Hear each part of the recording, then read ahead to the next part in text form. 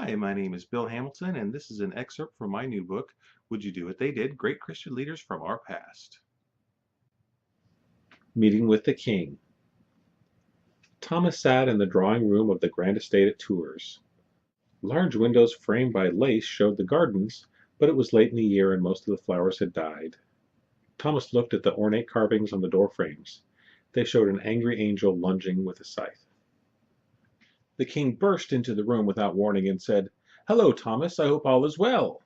Thomas said, "Everything is fine with me. I have taken a leave from the monastery to get ready for my journey." The king asked, "You really were a monk? I thought it was a disguise." Thomas smiled. "I know that you know perfectly well that I was a real monk."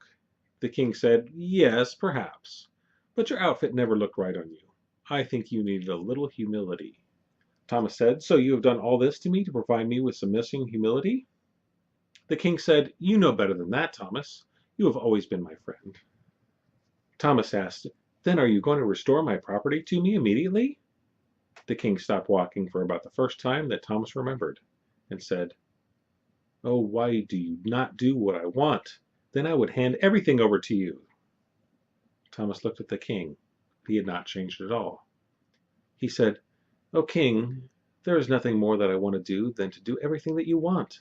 But how can I betray my conscience? Am I just a person, or am I the church?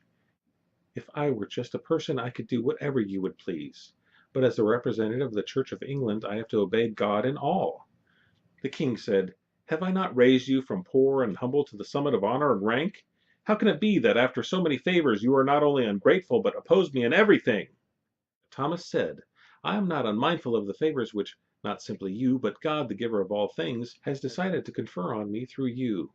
As St. Peter says, we ought to obey God rather than men." Henry said, "I don't want a sermon from you. Are you not the son of one of my serfs?" Thomas said, "It is true that I am not of royal lineage, but then neither was St. Peter." The king sunk his head down and said, "I think you would cause me less trouble than you do." Thomas said, "I think there is a chance you are right. I wish it wasn't so." Henry paced back and forth for a few moments, and then said, "I have to be getting back now. Goodbye, Thomas."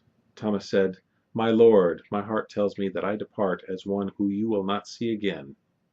The king stopped and turned to him and said, "Do you count me as faithless, then?" Thomas said, "May you never be, my lord."